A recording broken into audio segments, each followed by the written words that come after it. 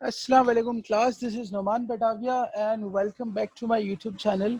Class हमारा topic है installment sales और पिछले दो लेक्चर्स हम इस पे देख चुके हैं।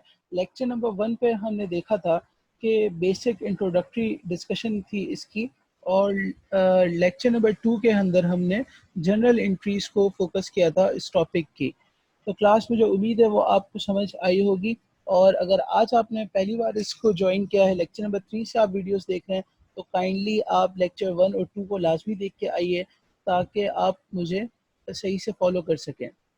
चलें जी, तो क्लास आज का हमारा जो लेक्चर है वो है कि अगर कोई कस्टमर डिफ़ॉल्ट कर जाता है और हम उससे गुड्स को रिपोजेस करते हैं, यानी जो हमने उसको कोई कस्टमर को गुड्स बेचे हैं, लेट से हमने एक कस्टमर को वही एग्जांपल लेते हैं कि जनरेटर बेचा है, राइट, और इंस्टॉलमेंट सेल पे जनरेटर बेचा है और बात की हुई थी कस्टमर के साथ कि आप 10 इंस्टॉलमेंट्स में मुझे पैसे देंगे। क्लास यही एग्जांपल हमने रखी थी, अगर आपको रिकॉल हो रहा हो कि 10 इंस्टॉलमेंट्स में आपने मुझे पैसे देना है।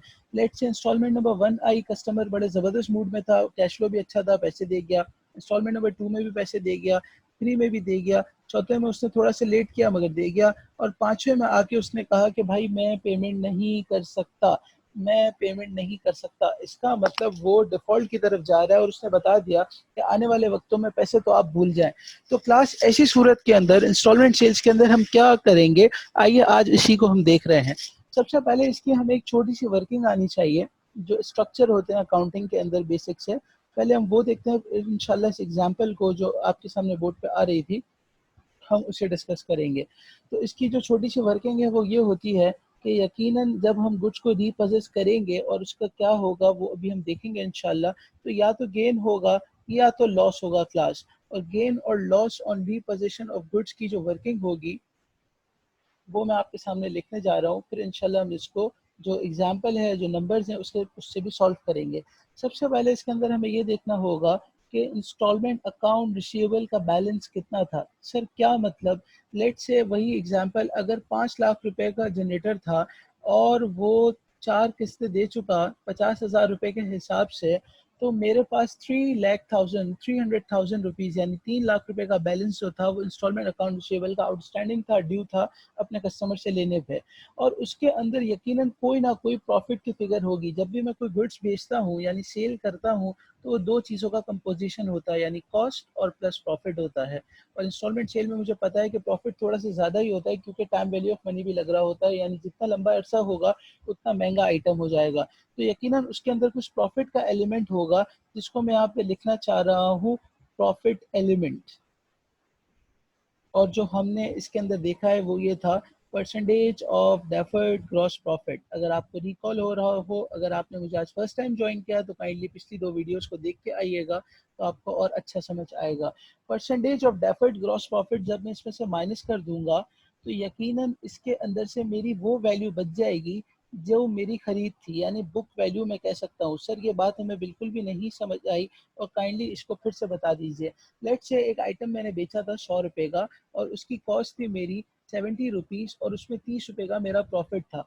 और अज्यूम करो कि सेल करते ही कस्टमर डिफ़ॉल्ट कर गया, तो जो 100 रुपये में से अगर मैं 30 रुपये निकाल दूँ, यानी मैं अपनी सेलिंग कॉस्ट, सेलिंग प्राइस में से 30 रुपये प्रॉफिट का एलिमेंट निकाल दूँ, तो कॉस्ट बच जाएगी। तो क्लास हमने देखा था कि डेफर्ड ग्रॉस प्रॉफिट का मतलब ही यही होता है कि हर 1 रुपये में मेरी परसेंटेज कितनी है। यानी अगर मैं अपने रिसीवेबल से प्रॉफिट का एलिमेंट निकालूंगा, तो एक तरीके से उसकी बुक वैल्यू आ जाएगी, यानी उसकी कॉस्ट आ जाएगी। और जो जब जाहिर सी बात है वो डिफॉल्ट कर गया, तो मैं जाके उससे गुड्स वापस ले लूंगा। तो जब मैं गुड्स वापस ले लूंगा तो रीपोजेस वैल्यू ऑफ गुड में देखूंगा। प्लस रीपोजेस वैल्यू ऑफ गुड जब मैं देखूंगा, वो आम तौर पे मार्केट वैल्यू ही होगी। और जब मैं इसको इसमें से माइनस करूंगा, तो या तो मेरे पास गेन आएगा या मेरे पास लॉस आएगा। सर ये बात हमें बिल्कुल भी नहीं समझ आई, आपने क्या समझाया? कोई प्रॉब्लम नहीं है क्लास, यहाँ तक अगर आपने नोट कर लिया हो तो हम जब एग्जाम्पल अभी सॉल्व करेंगे तो इंशाल्लाह आपको ये बात बिल्कुल समझ आ जाएगी। जी क्लास, तो आइए सबसे पहले हम केस नंबर 1 को सॉल्व करते हैं। नंबर्स आपके सामने हैं, आप नोट कर लीजिए। इंस्टॉलमेंट अकाउंट रिसीवेबल जो मेरे पास आ रहा है वो है 2,75,000, यानी अगर मैंने 5 लाख रुपए की सेल की है लेट से, तो 2,25,000 रुपये मुझे मिल चुके हैं और 2,75,000 रुपये मिलना बाकी हैं। रीपजेस मशीन वैल्यू है, मर्चेंडाइज वैल्यू है 1,60,000 रुपये और उसके अंदर जो प्रॉफिट की परसेंटेज थी वो थी 30%। आइए इसको सॉल्व करते हैं।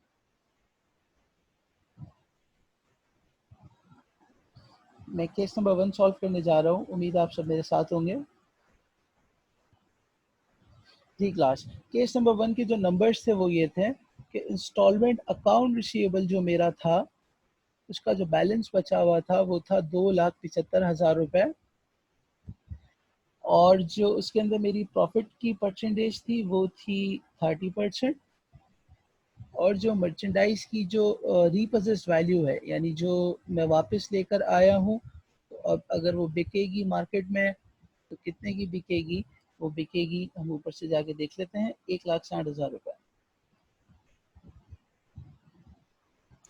तो आइए क्लास इसको फिगर्स को सॉल्व करते हैं। अच्छा जी सर, सिनेरियो को थोड़ा सा फिर से देख लेते हैं। सर सेल हुई थी लेट्स से 500,000 रुपीज़ की और अब तक मुझे कैश रिसीव हो चुका था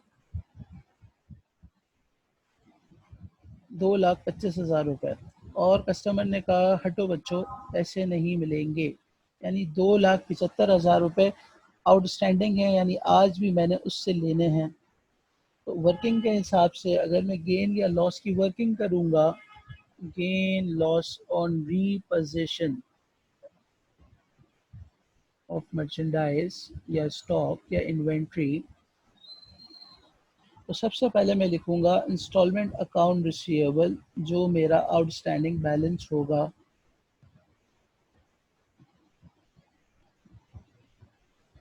और क्लास ये है 2,75,000 रुपये, यानी 2,75,000 रुपये आज भी मिलना बाकी है।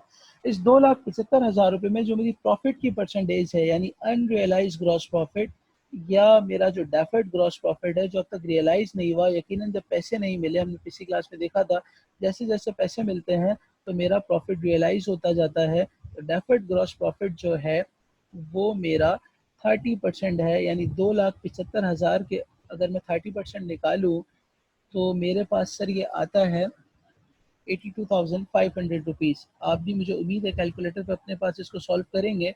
और सर ये जो वैल्यू बचती है इसकी, यानी जो इसकी बुक वैल्यू बचती है, यानी जो इसकी कॉस्ट बचती है वो बचती है मेरे पास 192,500 रुपीज़। जी क्लास, 2,75,000 रुपये मुझे नहीं मिले, उसमें हर एक रुपए के अंदर 30% के हिसाब से, यानी हर एक रुपए में अगर 30 पैसे का प्रॉफिट था तो 2,75,000 रुपये में 82,500 रुपीज़ का प्रॉफिट था।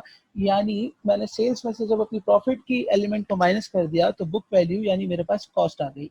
इतनी वो वैल्यू थी कि अगर मैं उसको ना बेचता तो ये इतने अमाउंट की होती, लेकिन यकीनन कि मैं बाद में लेकर आया हूँ आफ्टर डिफॉल्ट। अब मैं अगर इसकी मार्केट वैल्यू देखूं यानी मर्चेंडाइज की, अगर मैं मार्केट वैल्यू देखूं, मर्चेंडाइज रीपोजेस्ड मार्केट वैल्यू,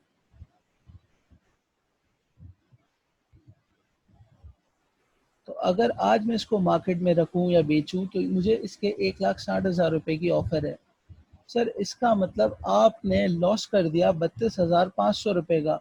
आप एक ऐसी गाय लेकर आए, ऐसी मशीन लेकर आए जो 1,60,000 रुपए की है, लेकिन आपकी किताबों में 192,500 की थी, यानी सर आपको हो गया लॉस। हमें पता है अकाउंटिंग में लॉस पॉजिटिव लिखा जाता है, इसलिए मैंने इसको मिटा दिया। चलें जी, तो मुझे उम्मीद है आपको ये समझ आया होगा। आइए हम इसकी अकाउंटिंग एंट्री की तरफ आते हैं।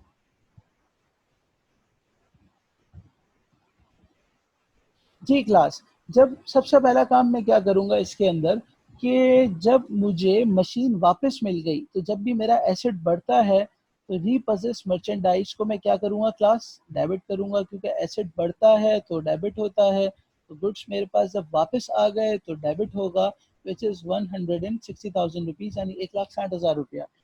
सर आसान वाले काम पहले करते हैं, मुश्किल वाले काम बाद में करेंगे। सर जो मेरा रिसीवेबल था यानी इंस्टॉलमेंट अकाउंट रिसीवेबल था वो अब रिसीवेबल रिसीवेबल नहीं रहा और वो कम हो गया है, यानी जो रिसीवेबल मुझे मिलना था अब वो नहीं मिलेगा। मेरा एसेट एसेट नहीं रहा, एसेट कम होता है तो मैं एंट्री बनाता हूँ 2,75,000 रुपये से क्रेडिट किया मैंने, एसेट कम होता है तो मैं क्रेडिट करता हूँ।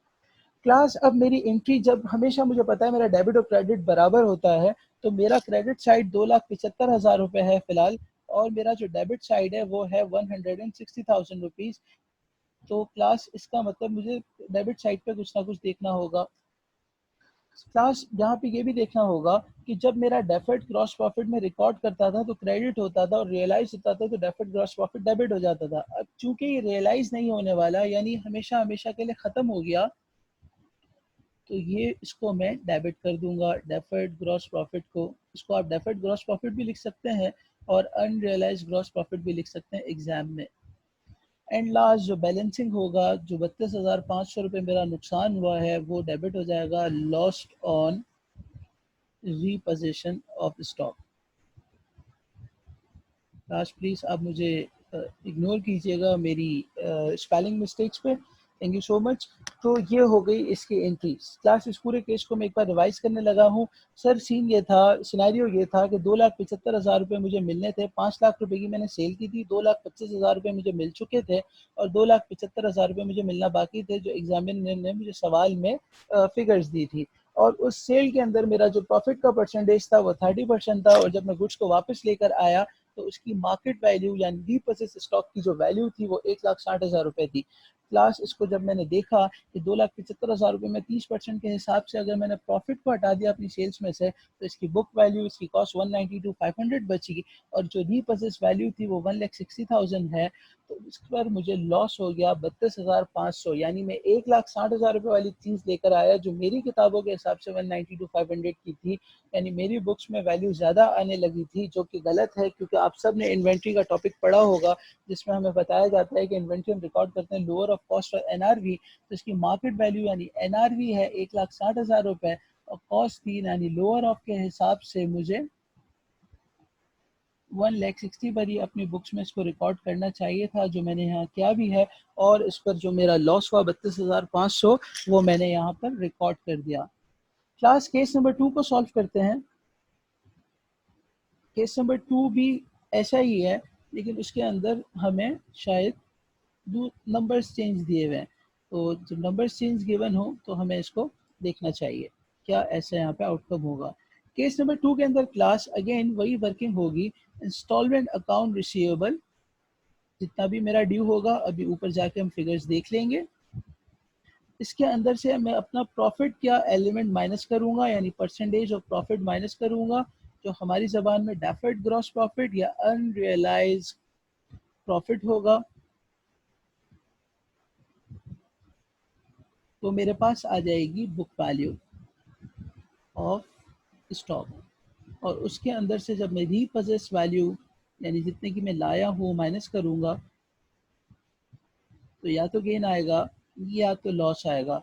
तो नंबर्स देख लेते हैं। आइए सर, नंबर्स इसके थे 3.5 लाख रुपए का रिसीवेबल का बैलेंस ड्यू था, 2,90,000 रुपये इसकी आउटस्टैंडिंग वैल्यू है यानी मार्केट वैल्यू है, सॉरी, और प्रॉफिट है इस पे 25%, यानी 3.5 लाख रुपए पे 25% अगर मैं निकाल दूँ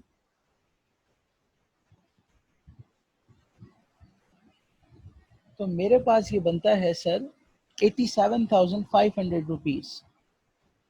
सर ये कैसे आया, हमें भी करके दिखाएं। ये ऐसे आया, 350,000 पे मैंने जब 30% अप्लाई किया, सॉरी 25% अप्लाई किया, तो मेरे पास ये बैलेंस आ गया।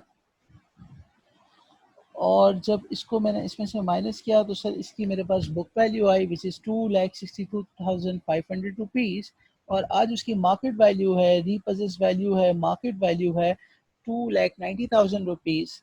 सर इसका मतलब मुझे गेन हो गया। मैं एक ऐसी चीज़ लेकर आया हूँ 2,62,500 वाली, जो मार्केट में आज ज़्यादा दामों पे बिकने को तैयार है, तो 27,500 रुपये मुझे इस केस में गेन हो गया। सर गेन की केस की एंट्री भी बना दीजिए। जी क्लास बिल्कुल प्लीज़ देखिए एंट्री। अगेन आसान वाला काम पहले करना चाहिए। इंस्टॉलमेंट अकाउंट रिसीवेबल यानी जो एसेट ख़त्म हो गया उसको मैंने क्रेडिट कर दिया, विच इज़ 350,000।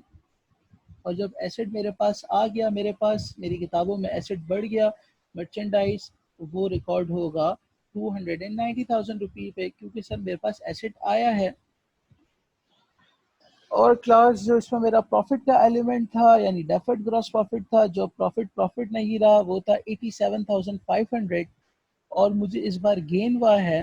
तो गेन जब होता है तो क्रेडिट होता है एंड दैट इज 27,500। जी क्लास, तो ये थे दो केसेस। अगर कस्टमर डिफ़ॉल्ट कर जाता है तो मैं इसकी अकाउंटिंग कैसे करूँगा। इसमें सिंपल स्टेप्स मैंने देखने हैं कि कितना बैलेंस जो ड्यू था वो मैंने देखना है, उसमें से प्रॉफिट के एलिमेंट को हटाना है, उसकी बुक वैल्यू या इसकी कॉस्ट आ जाएगी और उसमें से मैं अपनी मार्केट वैल्यू हटाऊंगा तो गेन या लॉस आएगा। मुझे उम्मीद है वीडियो आपको, लेक्चर आपको समझ आया होगा।